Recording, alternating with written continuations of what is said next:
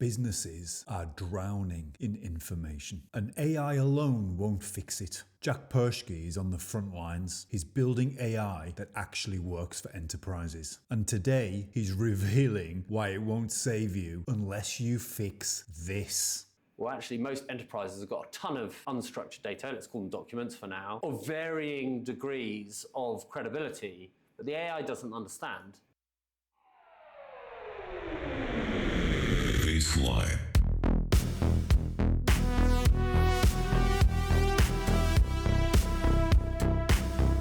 God, let's get rid of it all, right? Let's get rid of it all. And I'm not saying generative AI will do that overnight, but it's a really major step. The baseline is designed to create an emotional response.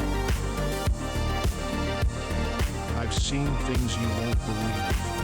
More human than human. Make you question everything.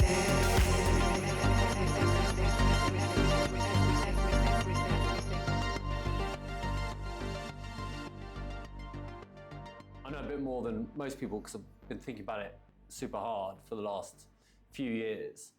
But what I am an expert in is enterprise technology adoption. And that's the basis on which we started our business. We saw a really interesting bit of technology, which at the time was GPT-2. We saw that what it fundamentally allowed was people to talk to computers in ways we've never been able to before, except through code. And we instantly saw there was going to be a massive drama getting that adopted in enterprise. And so we set ourselves the task of seeing if we can make it easier for enterprise, and in our case, government-regulated industries, adopting generative AI. And that's what our whole business is about. And if we have expertise, it's on technology adoption in enterprise. Generative AI happens to be the space we're working in. I'm so glad we've got the ping pong table. I can feel your force. You know, when we first met, I kind of saw it as an intensity, but in more of a calm environment, I'm sensing that. There's conviction. Where does that come from? Is that part come from your history? Yeah, maybe. So I reckon, I was thinking about this the other day, you know, I've been in the working world for 26, 27 years. And of that time, I would say probably 25 of it, I've had like a side hustle, like a thing that I wanted to do, a kind of desire to work for myself. My dad always had his own business. It sort of struck me as a good thing to do. And, but I've never, ever got it to this stage, right? With this, I'm a genuine first-time founder. What problem are you fixing? So the problem we're fixing is that generative AI has value to big organizations, big complex organizations, but essentially they can't or won't implement it now because they don't have the trust and control they need to make it work in their enterprise, in their organization. So one problem I see is, and everywhere I go, people are talking about the struggle digging through SharePoint, digging through Slack. People are still running around with USB drives full of documents, various cloud provision services, Dropbox, Box, various things. And I feel as though, in fact, I know we've gone through this cycle of file storage consumption in the cloud, on devices, in pseudo office services with SharePoint and these sort of things. And it's frustrating as hell finding anything. It slows down decision making, and it just kills productivity. I've seen these products like Seismic deployed, which are an attempt to bring some structure around PDFs and documents. Everybody's working off different versions. Finding what you need is impossible. So, do you know, I just go straight to the web. I go straight to search. I used to. I go straight to ChatGPT now or others. So, like, what I would say is the problem that got me excited, that I struggle with, and everybody seems to struggle with, is the over-creation of documents and content and now so many tiers to manage it, which is just chaos. Yeah. Actually, I'm not interested in a document anymore. I wouldn't overplay the death of the document though. So, a document comes with important metadata, if you like, right? It has an author who might have credibility. It has a date of approval. It has updates and various other bits and bobs. So, yeah, you might want to go and find out a fact like what's our shared parental leave policy. But you pretty much will always want that fact backed up by a reference back to a document, so you can check that. Has that come from the latest document? Does that apply to our company, or has the AI gone and searched, a whole load of different, amalgamations because we brought companies together and actually I'm looking at the wrong HR document, all that sort of stuff. So, it's a great example actually for our platform. I think a year ago, if you'd spoken to people that I know, they were like, well, CoPilot's coming. Microsoft know where all our data is, where our documents are. I'm just going to have a ChatGPT, but on our documents. It's going to be like ChatGPT, but on our docs. But of course, what's the reality of that? Well, actually, most enterprises have got a ton of unstructured data, let's call them documents for now, of varying degrees of credibility, but the AI doesn't understand the different credibility statuses of each of these documents. So you've got to somehow inject that into the process, and you've got to allow it to start taking into account different things other than how proximate is this chunk on a vector database to the query that was asked, which is basically all they do, right? So, okay, fine, that is the closest chunk to that query on a semantic vector database, but is it actually the right chunk? Does it come from the right document? Is it credible? Has it been cross-checked? Blah, blah, blah, blah. And all that stuff is missing today, all of that infrastructure. And anyone who's serious about implementing it has to build that infrastructure. It's all buildable, by the way. We've built it. We just happen to think that buying a fraction of a ready-made one that will stay up to date and evergreen is probably better than spending 5 million quid and a load of risk building your own one. But essentially what we're dealing with, and I thought about this morning on my drive here, it's bin day today in South Oxfordshire. It's either green bin or black bin. And usually I look opposite, I see what else is doing, and I put the bin out, because the colour of the bin that's gone out is not my priority. If I'm first out with the bin, I have to go to Google, search for South Oxfordshire bin schedule. It takes me to a link which allows me to open a PDF, which then I have to search through manually and see what date it is and whether it's green or black bin. That process takes me about 3 or 4 minutes, and for some reason I have to do it every 3 or 4 weeks when I lose track of it. And I thought, why can't I just ask ChatGPT to tell me what bin day it is? I do think there's like a health warning I always try and give people with Gen AI. So your use case is an interesting one, because actually, although I'm saying it's a great Gen AI use case, it's probably not, really. It's actually quite a conventional digital service use case. Because really, as you say, your iPhone knows where you are. You should be able to just, I don't know, click a button. There shouldn't really need to be any generative AI in that. That is perfectly feasible to do off structured data. It knows what data is. It knows where you are. Oxfordshire Council just have a button that says which bin goes out, right? And actually, I think it's one of the sort of pitfalls we're all in at the moment, where we've all got a hammer and everything looks like a nail. Interesting. And tons of stuff that people propose as Gen AI solutions are probably not.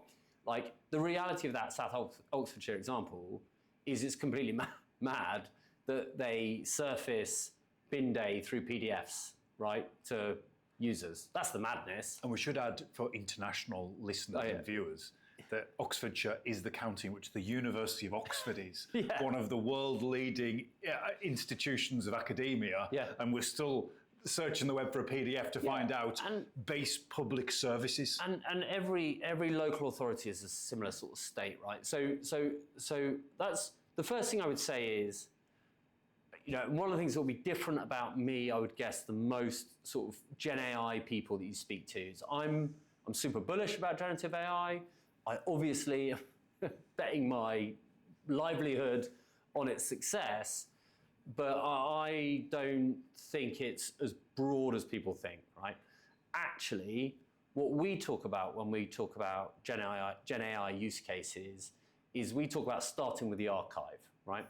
And I like to think of the archive as like a mountain or something that's got iron ore or coal inside it. So there's value inside it, but it's locked away in this mass of gubbins, right? Of difficult to find stuff. And so, so the reason the bin days example is not a great example is because actually the size of the archive isn't very big. It's pretty direct. It's this day you do this and this day you do that. It's pretty easy. You contrast that with the transcripts of every customer service call you've done in the last year, right? Or the entirety of your, your technical guidance for a specific profession or whatever it is, right? All of your HR policies and people policies from hiring to firing, training, and everything else in between, right? They're big mountains of data in which there is value, in which people want precise returns out of. And that's really where I think Gen AI starts to sing. And so start with the archive and then work out what it is you're trying to get from that archive and how you want to do it. And one of the things Harrison, our CTO, always says is also think about how the process is done today. Not like how it's written down today, how it's actually done, because there's often a world of difference between those two things. And then if you can mimic what the people are doing with a combination of process automation and generative AI, then you can start building more efficient, slicker, better processes. I like to think Gen AI is the new interface. And the work that you're doing is the ability to index and make that unstructured data conversational. Yeah. That's for me quite... So sorry, I'm going to sound really negative, but so I agree with that, sort of, okay? Again, I think people are... There was a brilliant comment on LinkedIn, I can't remember who it was, Stuart Winters-Tier or someone, who said, there's 30 years of research into user interfaces, right? And, and user experience. And somehow, in 2 years, we've gone back to a global mainframe and a command line prompt box, right? Like, writing in what you want is quite infrequently, actually, the right way to access information. Again, to your bins example, you writing in, my name's Ian, I live at this place and I want to know when my bins come out, is not actually a great user experience. It feels sort of modern now, and maybe you can use speech and that's okay. But really, it's easier if you just have an app, right? If it was just a bit more convenient, because pictures and processes and workflows and drop-downs and connections are often a good way for the human brain to navigate through a problem. And then the generative AI component is really for a very specific problem, which is, a computer trying to understand the meaning of a person and trying to extract meaning from unstructured data. And that is a really quite defined problem. I don't think it is I don't think it is going to change as much stuff as we think. So I think the digital landscape will look much more similar to us in 10 years' time than we maybe think it will do today. I think you're underestimating the power of simplicity. And I am interested to diagnose your combative approach to this conversation, which we'll come to. But I in my experience of throwing myself into leveraging generative AI technologies, for me, it's almost becoming a gateway to lots of things. Yeah. So whereas I would have traditionally approached various different dashboards or news things, or maybe spoke to somebody to get advice, the ability to have this conversational layer into all sorts of different things is just becoming my common go-to, especially when it has memory. Yeah. Like if there's memory of something that would say, for example, it knows my flights are booked for certain days when I wouldn't be aware where my bin's not there. it will. And I'm saying, well, how easy to get to Heathrow? Yeah. And it could say, don't forget to put the bins out on a Sunday, even though it's so. And just because it's so easy, it's so easy because it understands language. It can understand bad typing and typos. Yeah. So you're deep in this complex information architecture problem. To the common person, Gen AI is just a very simple, friction-free, easy way of engaging with systems that may have been, difficult or annoying. So, yeah, I agree with all that. I think we have to ask ourselves why these things became difficult or annoying. So, one of the joys of being in our stage in life is this isn't our first rodeo in terms of I've fallen technology. off a few balls. In terms of technology revolutions, and if we put our so I'm with you. I basically I haven't used a Google search for 6 months. Right? Why would you, right? But the main reason for that is partly because I like the way that generative AI produces an answer rather than just sort of links to other stuff. But the main reason, really, in my view, is that Google's become essentially unusable because it's just ads, right?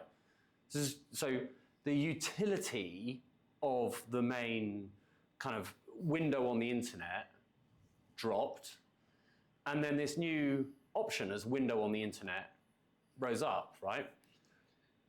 But that isn't really the world we're interested in. The same way, I remember when Google first came out, we'd go into my work, big corporate environment, and we'd try and find past pitch decks or sales decks or whatever it was. And there'd be a sort of cursory search capability on our internal docs. And it's just useless. And by the way, it's still useless to this day. And that's the bit I'm interested in.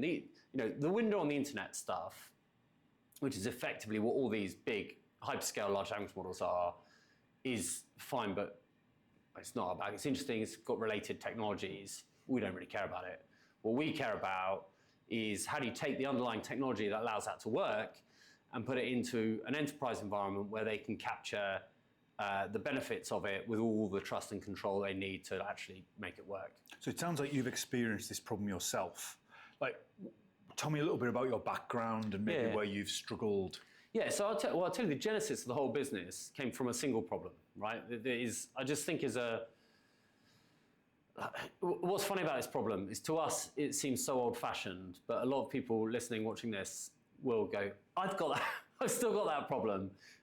But it's just the nature of the way things are. So, I used to work for a big corporate, around the public sector team there, and we used to do a lot of bid responses to government. And government have this framework called DOS, Digital Outcomes and Specialists. And DOS Stage 1 in particular is a very highly formatted 100-word response that you have to send back to government. And they'll send out, 10 a week, and you might reply to 2 of them if you're a big company like ours. And there's 10 questions in each one, 100 words each one. Super formulaic. And we'd been organized, right? We'd kept a wiki of all our past DOS answers for the last 3 years. So we had hundreds of these past answers. And it was like Utopia we were constantly talking about, why do we have to keep writing this stuff? It drives me nuts. But every time we tried to go and search, it wasn't quite right, couldn't quite get it to work, and it was irritating.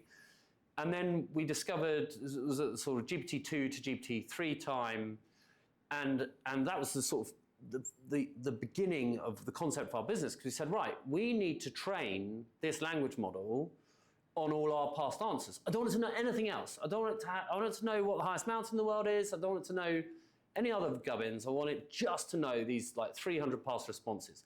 And when I put in a new question, I want it to synthesize all that information and poof, come back with a perfectly formatted response the way I want it. We went from, so DOS Stage 1 is a down select process. We went from a kind of 40%, maybe 20% down select rate to a kind of 60% down select rate as soon as we started using HBot.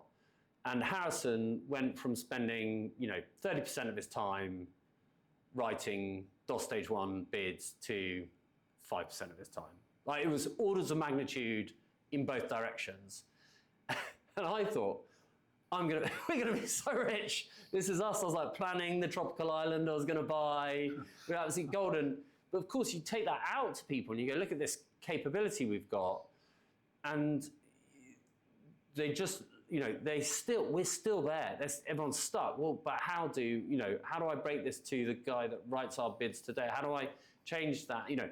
And I mean, this again is not blistering insight, but the change management component of generative AI is the bit that's completely stuck, because people, they're still wittering on about these, ridiculous, we're just going to have ChatGPT on our business and it's basically going to be able to fire everyone and we won't need any more coders and we won't need any more sellers and we won't, it's just nonsense, right? But there are marginal benefits to be made so long as people grasp the fact that you do one step at a time.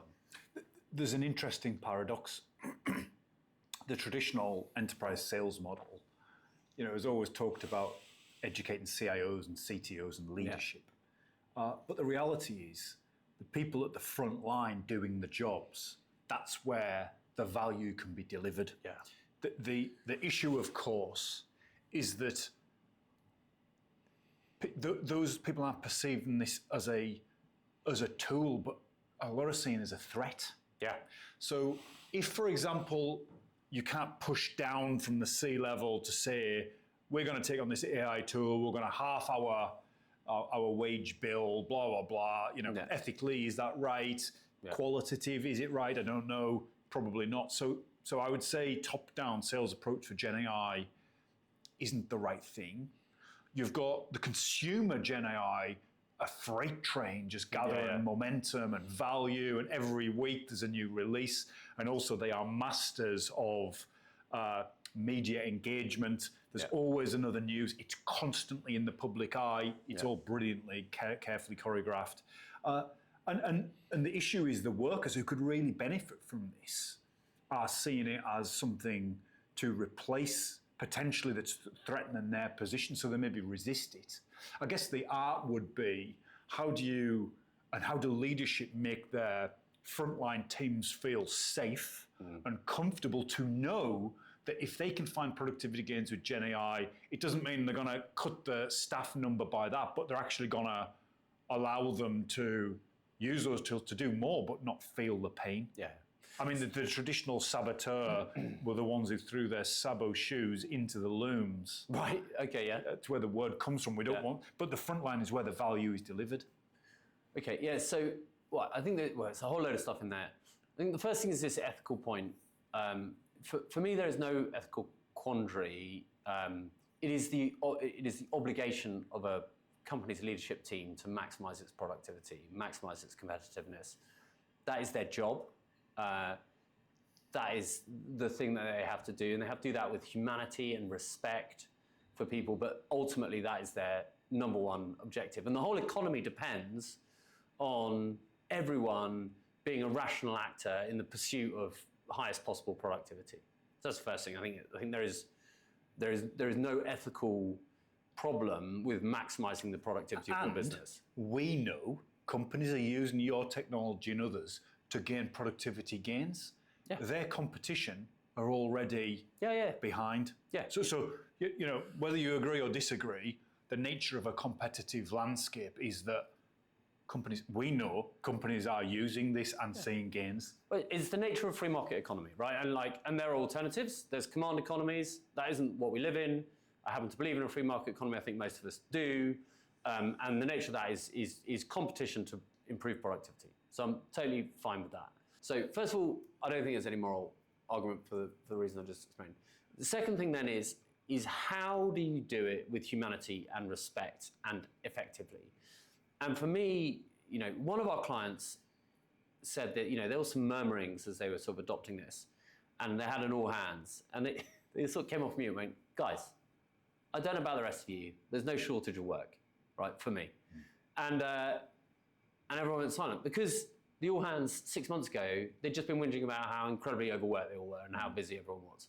And that's the truth. Most people in most organizations feel not that their job is at risk but that their mental health is at risk, right? And they're being asked to do repetitive, boring, tedious stuff, and tons of it, and more each week, and they're not being given the tools to help process that more effectively. This is the chance for management to go, I know we've been pushing you hard, and here are the tools to give you so that you can deliver all the productivity increases that I know you want to deliver, right? So that's, for me, is the story.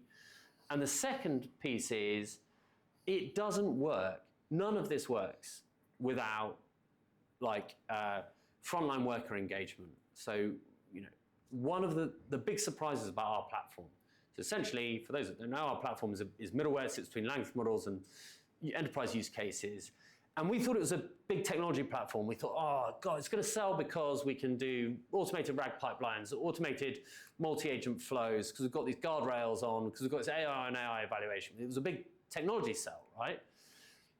The biggest benefit of our platform so far has been that, yeah, we can create these multi-agent flows nice and quickly, but then we put them in front of the end user using a bit of a sort of scruffy front end that we use for testing. But the users, like on day 2, are using it, and they're giving thumbs up, thumbs down, and then adding comments and saying, actually, this output's not good enough, right? It's not good enough, it's not clear enough, it's chosen the wrong chunk, it's doing the wrong document. That surfaces in our platform, and the guys building the agent amend it the next day or the same day or whatever it is. And the point about that is really, really important. Yes, that feedback is helping the agents to improve, and the AI gets better, and it's training the AI, and we're using the frontline staff to train the AI. But it's also training the frontline staff, because certainly after a couple of weeks of iterations, 90% of the problems are that the underlying data the AI is trained on is contradictory, right? Or has 2 similar points that it's difficult to separate apart. And they start to understand, actually, our processes aren't great, our documentation's not great, we're gonna have to start changing that, we're gonna have to understand that. Actually, the way I've asked the question isn't great. If I asked a human that, I don't think a human would have got the right answer. That's another big response will come back. So the worker is improving the AI is improving the way the worker interacts with the AI. And that cycle is an adoption cycle that actually works. And everything else is nonsense, because basically everything else is, we're going to build it in IT and we're going to give it to the workers 6 months later, and they're going to say, it's not that great, right? But none of that feedback loop is closed. So we're all just going to whinge, and it's going to get parked, no one's really going to use it. And adoption is the key to delivering benefit. The reinforcement learning through human feedback is one of my primary areas of interest right now in generative AI.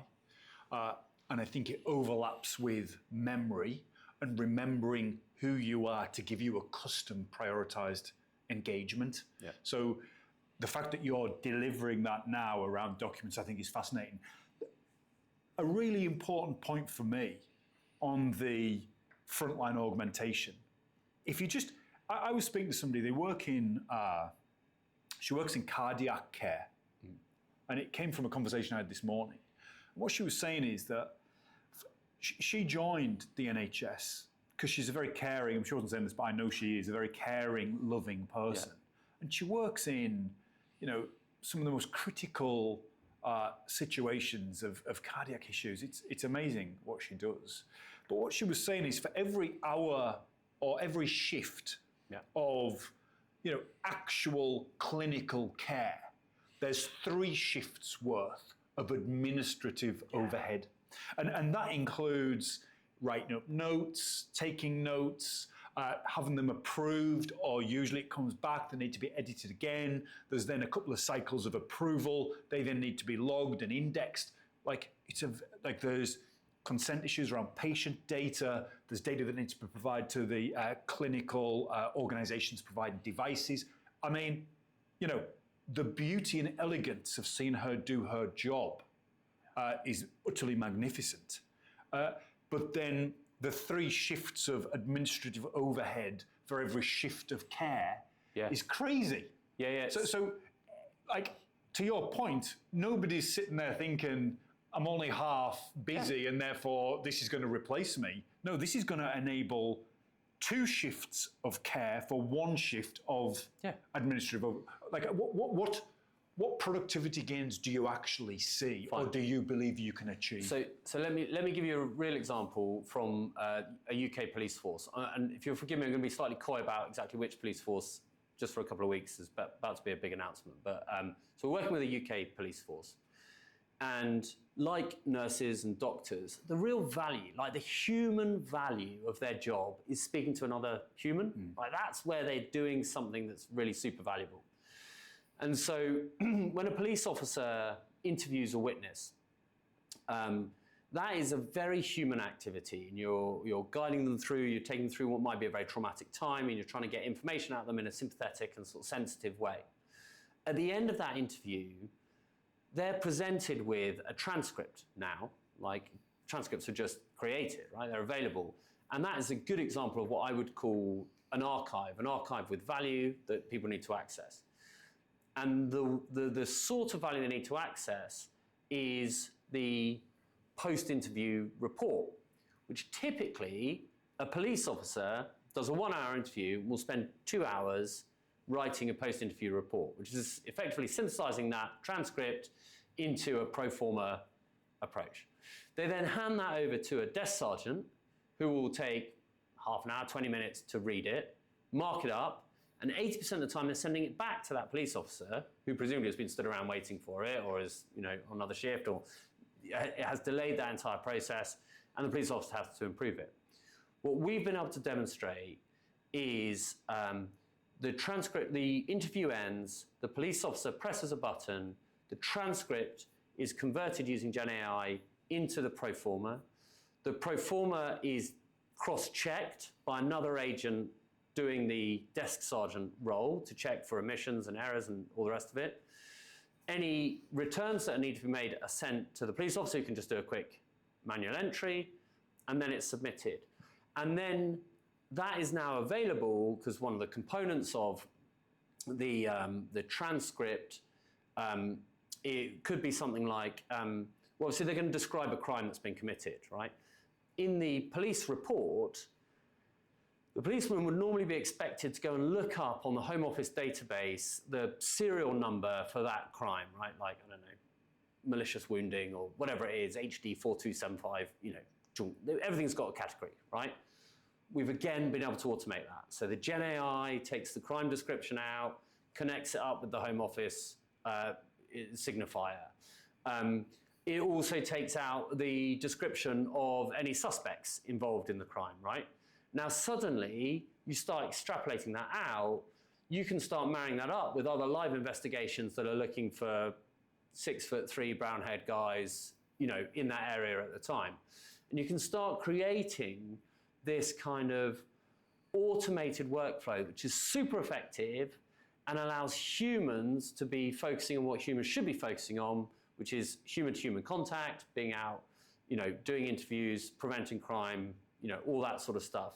And then in the back, all these data flows, that are connecting unstructured data with unstructured data, are given to a machine that is much better at it, right? That's the point. We're all terrible at it. Unstructured data, I mean, just as a bit of philosophical aside, writing is a relatively modern technology in the kind of life flow of humans, and it's a terrible technology, right? So, and I mean that sort of half jokingly, but what I mean is, how often have you sent a text, right, and someone's read it in a totally different way to the way in which you sent it? You thought you were being funny, they thought you were being mean, whatever it is, right? I'm always funny, Jack. Yeah. Yeah. Funny. And so, the written word, this is why contracts are basically unreadable, unconsumable by non-lawyers, because the written word is full of vagary, complexity, semantics, blah, blah, blah. And so to write a contract that has, absolute clarity, you have to write these things that are totally unreadable and unconsumable by the human brain. But they're really consumable by machines. Machines love the written word. It's a lovely format for them. So let's gently lean in and let the machines, a bit like we lean in and let calculators do, complex maths for us. Doesn't mean we don't know maths. Doesn't mean we don't know our times tables. We've got to understand the principles, but let's lean into letting calculators do it with all our big written word, all our contracts, our transcripts, our policies, our legislation, all that gubbins, right, in which there is value, but which is not very consumable for humans. Let's let generative AI and automation pick up a lot of the workload on that. Well, the generative AI layer that you're using is OpenAI's ChatGPT. So it's one of the layers. So it's not the only one we use, but yes, we do. So you use multiple LLMs or even small language models for different use cases. Yeah. In the last few days, getting involved in the application of AI, specifically in healthcare and clinical care, I've learned a lot about this term of pathways. Right. And I think it's a term that refers to a lot of what you're talking, which are pre-known risk profiles, policies, procedures, handovers, like workflows, if you like. Yeah. But within the NHS, it's very much around pathways of care. Yeah. Now, when you look at these, they're inputs, outputs, behaviors, predictive scenarios, reactive scenarios. One of the examples is cardiac within the hospital. You would think that you're safer in the hospital suffering a cardiac arrest than anywhere else. But the reality is, in hospitals, because of the kind of chaos and what's going on and the number of patients and the workload, actually monitoring the data points to be predictive and proactive on cardiac is actually very difficult. Yeah. Whereas if you're isolated away from the hospital, yet still have the data points that can drive a pathway, you can actually have better outcomes outside of the hospital if you suffer from some cardiac issue, if you have the data that's proactively monitoring various different rhythms and things that are going on within your cardiac structure.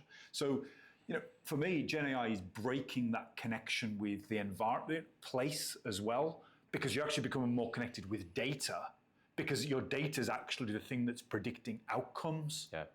Do you see? So like the idea of, elevating pathways with automation because of experience of understanding all of the things that have happened before or been able to predict them, just means you can move a lot quicker through them. Yeah, look, I think the less, broadly speaking, and I'm sure there are some exceptions to this, but I can't think of them, the less time we spend creating and consuming paperwork, the better. Like basically. And the idea of using the term paperwork feels a little bit outdated. That's all right, I'm aging myself. No, But I mean, ultimately, that's what generative AI offers. Do the police still complain about paperwork, or is that just Inspector Morse? No, I is think paperwork still a thing? Yeah. Even that is like a legacy term. Yeah, I think everyone does. Ripe for innovation. I don't know what we call it, whether we call it paperwork, but bureaucracy. But it's essentially writing stuff down so that it's emails. It's just nonsense, right? Like, what the fuck are we doing? All this human potential, all this brilliance, all this creativity, these I've got young kids. I see them, they can be anything they want to be. They can imagine anything they want to imagine.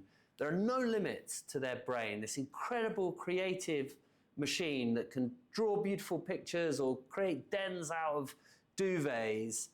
And 99% of them we shoehorn into nonsense clerical jobs where we're sending emails to and from each other and filling out forms and writing PowerPoints. I mean, it's just terrible, right? And in the same way that our generation looks back on an age 50 years ago where you'd go in and clock out of a mine or a factory, and it would be dreary, repetitive, dangerous, frightening work, not without pride, not without, great sense of community. That's not something we want to go back to. We look back at that and go, that's terrifying, right? I really hope my kids look back at our generation and go, I used to go and sit in offices full of loads of people dressed the same, and they think the same stuff, and they create target operating models and send them to each other, right? And have endless meetings and then write minutes and send them around for approval and action point. God, let's get rid of it all, right? Let's get rid of it all. And I'm not saying generative AI will do that overnight, but we're it's a really major step towards freeing us from the rubbish work we do now. It's rubbish. Most of the work we do now is so rubbish. And there's so much better stuff for us to be doing on the horizon. That's the thing I would say to people who are nervous about this revolution. It's like, I mean, really, you don't want to give up. You know, you're a teacher, right? Do you want to be teaching or do you want to be lesson planning? You want to be teaching, of course you do, right? Do you want to be teaching or do you want to be marking? You want to be teaching, of course you do, right? Like, it doesn't need to be a threat. It should be this great, force multiplier for humanity. I've gone off my soapbox there, but you get the gist. I do. I was actually going to ask you what your mission is at Great Wave. I think you've already told me, which is simply to remove paperwork and the bottleneck of that ancient way of giving us the ability to recall or pass accountability to others, because that's the purpose of paperwork, really. As you're speaking, I'm thinking, well, how did we end up here? Well, we ended up here because we wanted the ability to recall things that pass out of our memory. So the ability to recall is important that we document. Also, shifts, and we're not persistent as human beings. We have team members. So the ability to communicate and pass accountability for outcomes and actions. That's why we have paperwork. So paperwork's a function of communication, accountability, recollection, all of the things that computers do really well. Yeah. So this profound moment where we've applied machine learning to language, so we now have the ability to build language and pixels so we can generate images and notes so we can generate sound through the application of machine learning predictive technologies, AI. Why not remove paperwork from these workflows and processes within businesses? You've summarised it perfectly. Paperwork. You summarised it. I just copied it back. It's the process of avoiding accountability in vast majority of time. Like, this is something that corporate listeners will, I think, be familiar with. My pet hate, non-disclosure agreements. I think they're completely pointless, in almost every instance. But B, in my old corporate life, you'd get one in from someone you trusted. You knew you were talking about something not very sensitive, so you didn't really understand why it was needed anyway. And you felt like, well, I'm a grown-up adult person. I can tell someone from another company something. I can talk to them without revealing massive company secrets. But somehow now I've got to sign off this thing, I don't know why, to somehow cover my ass. So you send it off to a lawyer in your company who's already got 10 of them in their backlog. They have to read it, they have to process it. I mean, the whole thing's idiotic, right? I mean, it's completely mind-numbing, pointless work that's getting in the way of actual work. The actual thing I want to do is have a meeting with someone, try and build a relationship and find some mutual benefit, right? And now we're stuck in this nonsense paperwork thing. In our firm, we built an agent that does NDA checking. Every NDA we have, because we still have to sign them, but the only reason I want to check it, because I want to make sure no one's like, oh, by the way, there's a secret clause in your NDA that says we own your business, right? That's the only reason I check an NDA. So we just throw it into an agent who has our baseline NDA terms, compares it against the new terms in the NDA, and picks out any red flags, right? And there never are any, so just throw it in, it takes 30 seconds, then I sign them. I mean, it's just a good example of a process that in my old firm could hold things up by 48 hours. So you send it to the lawyer's on leave, actually then they come back and they've got 10 to do, and I'm not sure about this clause, so then you have to email the person and say, I'm not sure about this clause. And then they go and get their law. It's just all noise. But what it gives you is confidence to act. Yeah. So the point is, you don't have to wait. You're confident now in the structure of the NDA. They're not stealing your IP. You can engage. Yeah. I laughed this morning. Anthropic had put a press release out, which is so old school, anyways, that they've just signed a memorandum of understanding, MOU, the government. An MOU says to me, we don't have any technology that works. Yeah. We don't know how to prove it works. They don't have any But money. I need a marketing message Yeah. to the industry to say we're doing something. The government department, by the way, whose minister has been telling everyone who'll listen that this government is all about supporting UK AI startups, SMEs, UK AI technology. And it's not just us, there's Malted, there's Whitespace, there's Foundry, there are tons of cool We'll get AI. them all on. We'll get them all on. Yeah, get them all on. Look, and we speak to each other, right? We don't see each other as competitors because the opportunity's too big, the market's too big. Doesn't matter. I'm super supportive of all of them. And it is mad, right, that DSIT should choose to make an announcement with Anthropic rather than one of its domestic partners. And the final point I'd say that, when you read down that press release, everyone can find it on my LinkedIn, one of my posts, go and read it. At the bottom, it lists applicable use cases, right? And one is District of Columbia, something in the US.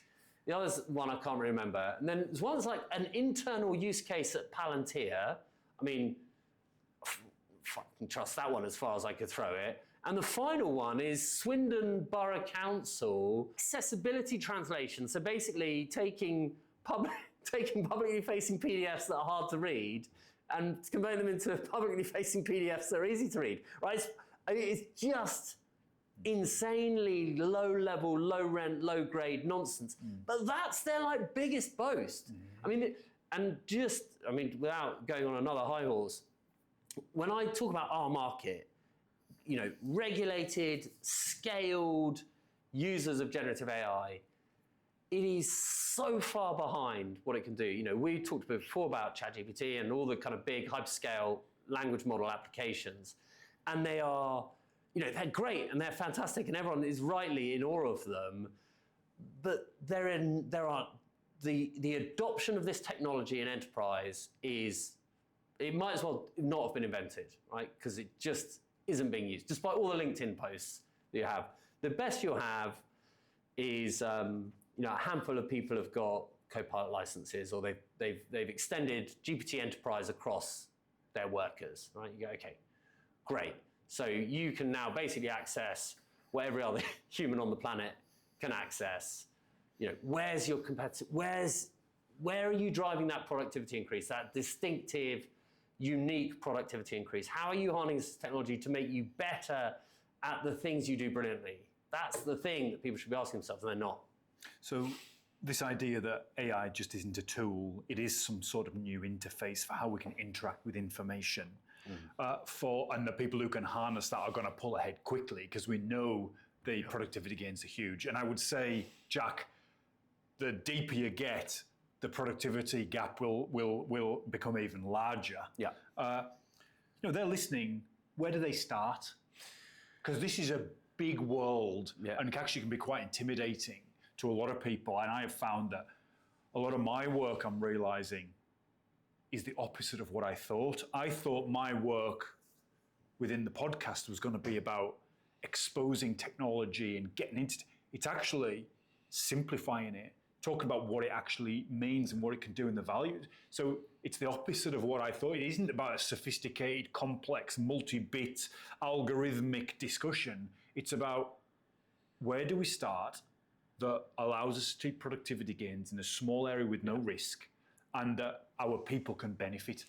AI for the people kind of thing. So I'm going to answer that question in two halves. And I apologise for this, it's the wrong way of doing it, but I'm going to start with what not to do, right? Because this is what most big organisations are doing. Do not go and hire 10 people who've just changed the summary on their CV from technologist to AI genius, right? Don't go and hire those. They're really expensive. They're going to sit in your business. They're going to cobble together some solutions in a vacuum. They're going to present it to the business in 6 months' time, you having spent 5 million quid on it. The business is going to say it's not great. They're going to go away for 3 months. The business is going to say it's not great again. And then eventually everyone's going to get bored and run out of time and money and effort, right? Do not do that. And I think some people will be cringing with recognition at that approach, right? I think a much better approach, one of our clients actually, is how they describe their strategy, which I really like. They have it in 3 layers. And I would say do those 3 layers probably in this order. So layer 1 is bottom-up generative AI. So enable your people, whatever that looks like for you, or it's GPT Enterprise, or whatever the AWS version is, or CoPilot Studio, whatever it is. Like, enable your people, get them using it in a corporate environment, allow themselves to be more productive, cut paperwork, whatever. Then there's a top layer, so that's bottom layer. There's a top layer, which is AI in all your enterprise applications. So go and engage. If you're a ServiceNow house or a Salesforce house or Dynamics or whoever it is, go and engage with those guys and say to them, right, we're open, we're up for it, right? How are you gonna put AI across our CRM so that our sales teams are more productive, more capable, more whatever, right?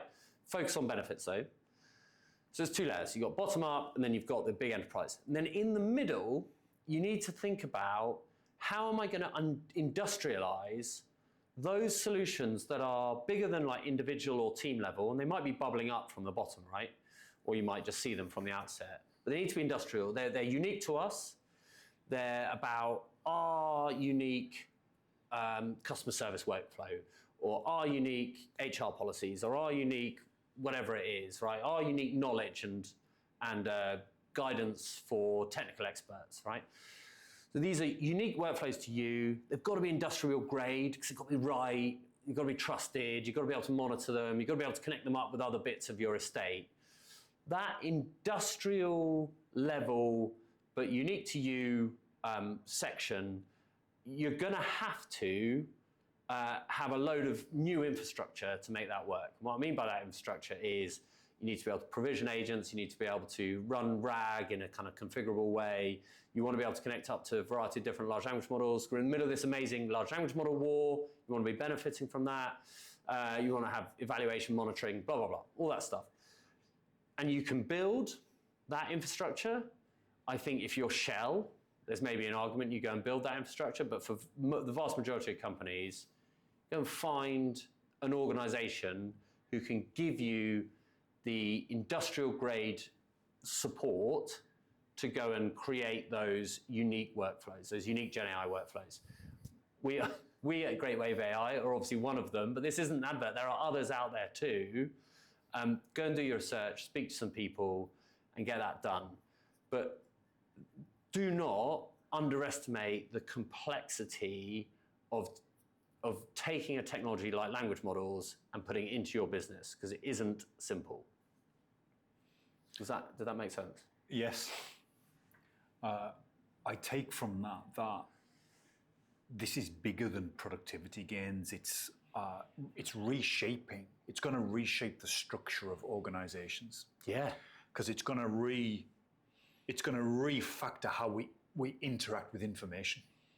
And there will be black boxes of accountability and decision making that start to happen in these workflows.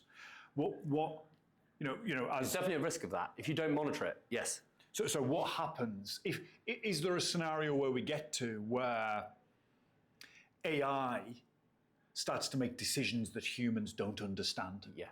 Well, what happens, Jack, when in a battlefield or a hospital or where AI is starting to make decisions that the humans can't cognitively comprehend why? Yeah. So rather than think about it in context of a hospital or a battlefield, think about it, let's go back to that really simple use case we were talking about before of this NDA checker, right? So I send my incoming NDA off to an NDA checker. It comes back with a table saying red, amber, green against all the clauses. And that's fine, but you'd think then the obvious extension of that workflow is once it's done enough of them, it just starts saying yes or no, right? So there's no human in that loop. The NDA just gets picked up out of an Outlook inbox, run through the AI. The AI's got the authorization to sign and they send it back. That doesn't fill me with fear so long as all of the infrastructure that I talked about before, all of the ability to see and monitor and understand how the AI is making those decisions, and indeed the ability to see that, okay, over the last 2 years, it's never done anything wrong, or it's never, or its error rate is 5 times lower than the human error rate. Whatever your benchmark is, I don't have a problem with empowering proper agentic AI to go and do things. The problem, and I think the one you're alluding to, is where either consciously or unconsciously, you don't have that oversight and you don't have that transparency.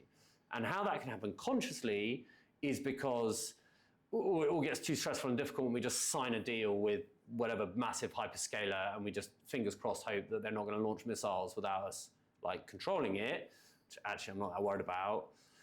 But how it happens unconsciously, which I'm much more worried about, is you build lots of these agents without the kind of infrastructure that I've described.